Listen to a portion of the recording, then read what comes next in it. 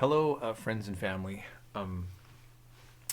I know that with so many of us in quarantine, self imposed or obligated, depending on where we're at in the world, due to this coronavirus pandemic, it's really highlighting a topic that I always thought about and had discussed and debated with many friends in regards to the rights of the individual versus the rights of the collective.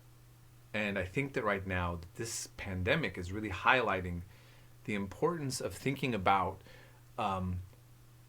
ways in which that we maybe need to address this or think about this in a more critical way.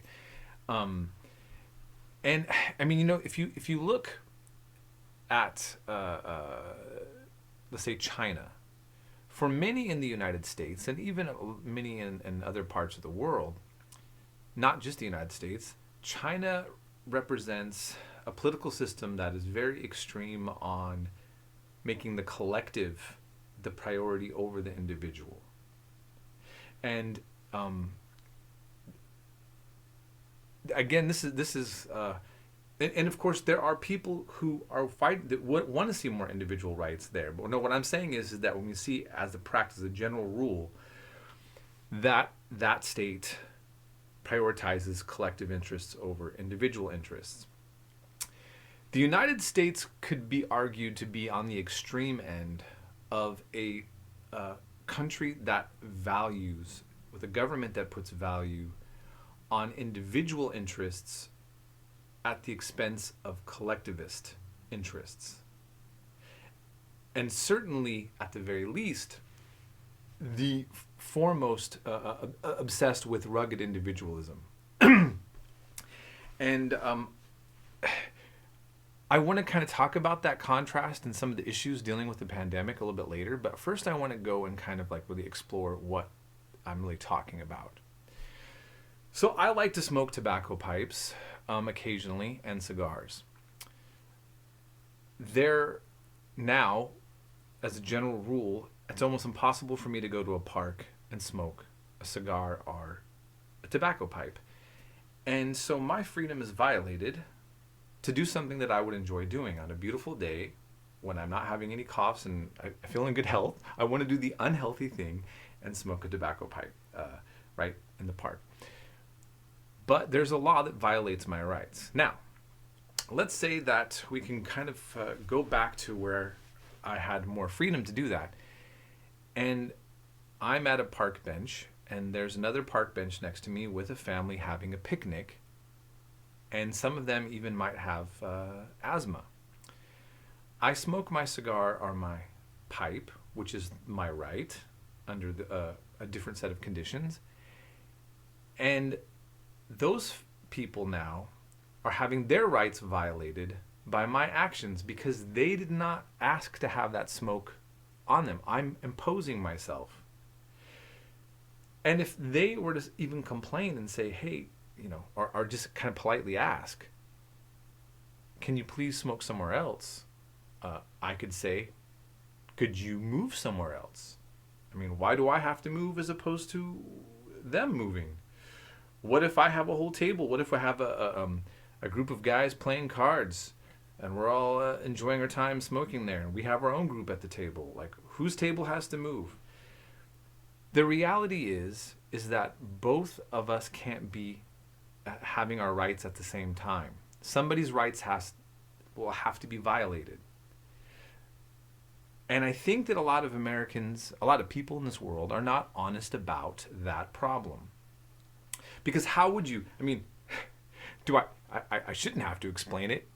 I mean, you are a person with magical abilities if you're telling me that you have the ability to make the smoker have a right to smoke and the person who doesn't want to smoke to have a right to not have the smoke at the same time in the same place. It doesn't work. So how then should society, what should be done? How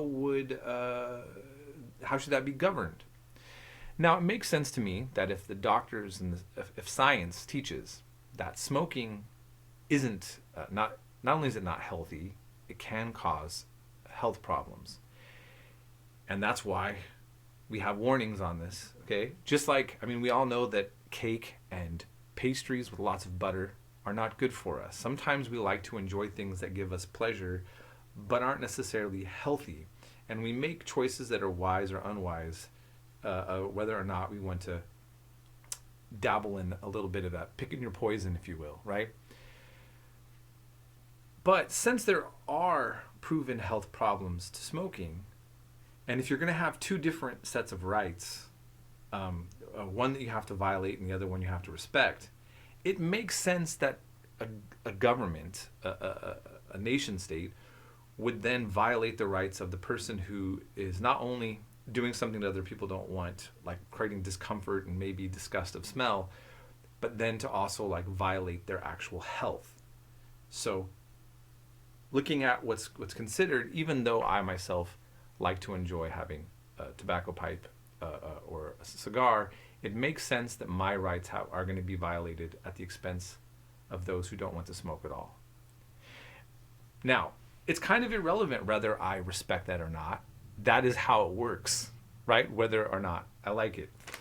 And I think that this is, again, somebody has to be a loser in this. And this idea, when we have a nation that's obsessed with individual rights that all can't be met at the same time, it makes sense to me that we're always having so many culture wars, so much tension, and not like really having passionate views about what role the government should play in our lives. Everybody always feels like we're under a dictatorship when there are rules imposed upon us that violate what we want to do. And if somebody wants to do something that we don't want them to do, most people don't care as much. I mean, whether it's gay marriage or about whether or not someone should be able to have a right to do certain types of substances like marijuana or something like that, we see that not everybody can be made happy, period. And I think that if we understood that the reality is that with all of us being individuals and having a state that cannot satisfy every individual whim, that we would be a little bit more rational, or we would maybe rein ourselves in, whether if you're on the political side of the left or the right in the spectrum, to understand that this is not something that actually can be resolved. And so it makes sense that you fight for your own interests, but it's impossible for the state to satisfy all of our interests, for us to have a society in which everybody's interests can be satisfied like that. So if that's that. Now, this understanding also doesn't imply that we have to be in a totalitarian society where none of us have a value to have our own interest as opposed to the majority, okay? But we can have the tyranny of the majority or the tyranny of the minority. And again, you can't just have a magical way of resolving this. Now, let's look at even with our economic system. A worker wants the highest wage possible. A boss or a company, it's not evil, it's amoral. They want to make the highest profit margin. The highest profit margin might imply making sure that the workforce gets paid as least as possible, if possible. That's not the case with every employer or every boss, but that's a general rule. The general rule of a company is to maximize profits. That is not necessarily the interests of the worker. And so there is a tension between the employment from managers, from bosses and companies, and a lot of the interests of workers. A tenant, someone who rents, wants to pay the least amount of rent. The person who's renting out obviously wants to make the most money they can, and they will try to get as much often as they can for the rent and put as little effort into money into fixing it because they want to maximize their profits. Now, this is a general rule. there are great landlords, people who actually see that their tenants are struggling, will give them free rent for a month or all sorts of things. But what I'm talking about is not these various exceptions. We're talking about the system, the way it works, the tension itself. So what I'm trying to say is, whether we're talking about individual versus collective, are some of the ways in which our economic life plays out. We have a conflict of interests that create all these tensions in our society, right? This makes sense. I'm not the first person to talk about this, but maybe I'm just articulating it in a slightly different way. Now, under a crisis, obviously any crisis makes any kind of societal tensions and conflicts of interests even more accentuated. And things are going to be complicated. And when it comes to whose rights should be respected more than the others, becomes more complicated.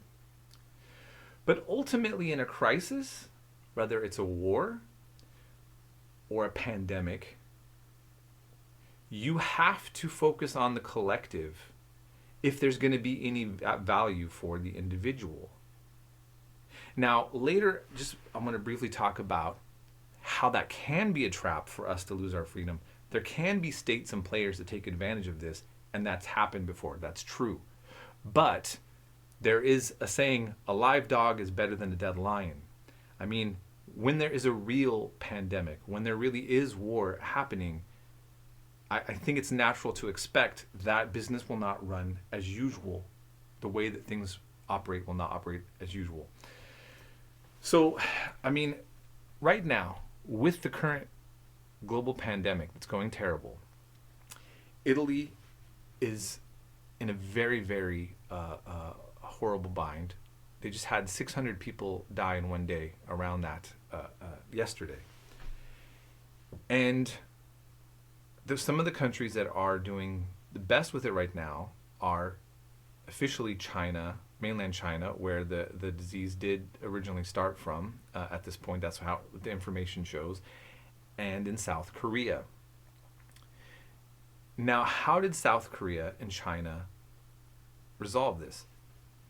China, as an extreme collectivist state, mobilized themselves in a way that most Western nations wouldn't do. And so many people don't want to look to the mainland Chinese model of how to deal with this crisis, that too much violations of individual rights are a threat for this. Even though, if the information that's coming out now is correct, they have actually are on their way to stopping or controlling much of the virus. South Korea is in the same boat. Now, many people say, okay, well, let's look to South Korea because South Korea has more of a political system based on the United States. Well, if you look at how South Korea is handling it, they're using many of the same collectivist models that China did. That's tracking even people's cell phones that were sick and finding out where they went and letting people know very, very intimate sets of information about someone's personal life to trace where they went and to stamp out the spread of the disease. These are very big brother things that are very scary for especially libertarian-minded Americans. But here's the thing. I'm sorry, folks. A libertarian model is not going to help a society survive during something like this. Okay? And if somebody thinks that can be done, sure, please make a really fine, clear explanation how this would work. But I'm going to tell you right now, this is the problem. When you're looking at a virus like this that doesn't respect borders or sovereignty of nations or of individuals, and if it's going to thrive, as long as it can be in one part of the world, it can bounce into another part of the world. That's how this whole thing happened. So it's very, like, how can you rationalize that doing something in some sort of micro managed way, that each little pockets of individuals can do their own thing and actually get this thing resolved? Big collectivist projects are the only way to deal with a pandemic like this. That's it. And in the United States, people don't want to hear this. But you know what? If we start dropping 600 people a day to die, you're going to watch everybody change their tune. And we don't want it to get to that point. Nobody wants to win an argument about this. And I would argue that if some sort of libertarian way actually did make that not happen, and we reduced our numbers, and this somehow my ideas, what I'm saying, are wrong, I would be more than happy, because what we want to see are results that are effective. But I mean, look, I think that still many Americans were in this little bubble. In fact, I think that what many Americans in their mind would like is for Trump to build a bubble. He's built walls. Maybe he should just build a bubble, right? He can put a bubble right over the United States, and it'll be done bigly. And you know what he's going to do? He's going to make China pay for it. Like, repeat after me. Who's going to pay for this bubble? China's going to pay for it, right? And nobody gets in and nobody gets out. And we'll be protected from the world, and we can only be self-sufficient, independent. No one ever travels outside. We don't have to worry if the rest of the world gets this resolved or not, because we can take care of ourselves. That's not reality, and you all know it. There's no bubble. Okay? So, whoever is suffering another part of the world with this, as the U.S. government puts sanctions on Iran and preventing them from resolving it, they've had over 1,000 people dead from this, and it's probably getting worse. We're going to end up having a worse situation, and we're going to be longer in this situation. So I think that what we have to realize that, I mean, look, I know this is difficult. The president is Republican. The Senate is majority Republicans. The whole entire agenda of the Republican Party is the exact opposite of what has to be done to fix this. I mean, and look, in the Western world, the Republican Party is to the right of the right wing on economic issues. And they're so far right that when you're in Europe or other parts of the Western world, they will tell you that a Democrat would be considered right wing in Europe on economic issues, because the Republican Party is so against regulation. They see things like universal health care is not even something that should be done, which is done in every other part of the world. We are the radicals. We're the only ones that make an argument that there's something impossible about doing what everybody else is doing. Okay? And it's to protect the private sector. The private sector comes first. So when it comes to the priorities, that tension of individuals and collective, the government versus the private sector, all of that, the Republican Party says, no, here's where our priorities are. And Donald Trump, you know, he appointed people to be heads of different government agencies that were deliberately against those agencies, right? The anti-environmentalist, the head of the environmental agency. And that was on purpose. And that's also why he won over a lot of Republicans, because this is what they've been wanting. This is a very type of a libertarian type of thing. Get government out of all these things. And even Steve Bannon, who used to be a part of his team, was excited about this. And he said very, he knew it tongue in cheek. He said, I want to be a Leninist and smash the state. Lenin, of course, being a left-wing communist, he's against all of that. But he liked using that kind of revolutionary language. And he didn't want to smash the state. He wanted to smash government. But right now in this crisis, what is it that we all need? Tucker Carlson on Fox News pointed out this tension. He said, from the medical point of view, you have to shut everything down. Everything has to be shut down. But from a business point of view, you shut it all down, you ruin all business, and that creates its own set of problems. So how do we resolve this tension? And basically, Tucker Carlson, my interpretation of what he said is, in this tension, he still wants to like favor something for business.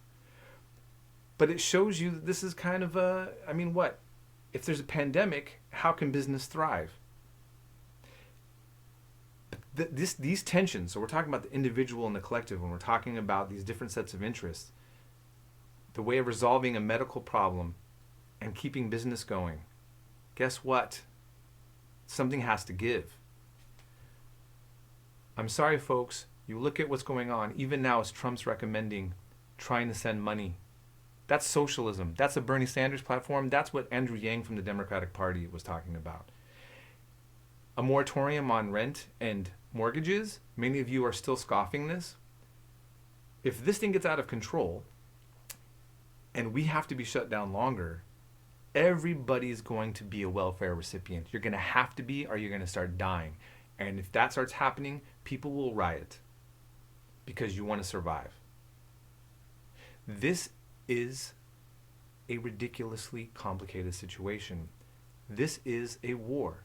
And President Trump was right calling himself a war president in regards to this. This is World War III. This is a war in which the entire world is under assault from a virus. And the world's not going to be able to recover from this until we collectively all do it together and we do whatever it takes to get this shit under control. So I'm making the argument that it is time to deal with collectivism. And it is time for the private sector and everything else to have to take a back seat if necessary. And we're going to have to all compromise our principles. Ultimately, at the end of the day, the Republican Party, the Democratic Party, no matter what party you are in the world, whatever your system is, it's not going to be the same after this. Because this situation is extreme. Like the Civil War in America was extreme. The Revolutionary War before that was extreme. There's a lot of things that are extreme. And once you try to change things or deal with things, it's not easy to go back to normal. And I would argue this. People have a right to fear a world that's less free at the end of this. And I think that that's a battle that we're going to have to deal with, fight, and resolve at another time. It doesn't mean that we can't fight for making sure that nothing is being shady right now in place, that there's genuine mechanisms trying to fight the virus that aren't merely taking away our freedoms and at the same time not even actually dealing with the virus. That's a worst case scenario, right? We want governments to be transparent enough so they can be held accountable. We don't want to see like these Republican senators and even Dianne Feinstein selling stocks when apparently they might have known about this pandemic coming and then didn't tell us, but they knew enough to sell their stocks. We want to get rid of people like that in the middle of this now, okay? We want the ability for those people to be held accountable at all times. But ultimately, we are in survival mode. And so I hope that with all this extra free time that we're having, that we're putting thoughts into this, and many people will disagree with what I'm saying, but then let's think harder about it and make a rebuttal. Because ultimately, we're going to have to make a sacrifice either way. And not everybody's going to get it the way that they want it. But we all want to be able to survive so that we can have these little arguments alive. Right? That's it. So that's all I have to say. And I'm wishing everybody well from their various isolation places. And we definitely are looking forward to better days and celebrating freedom when that happens.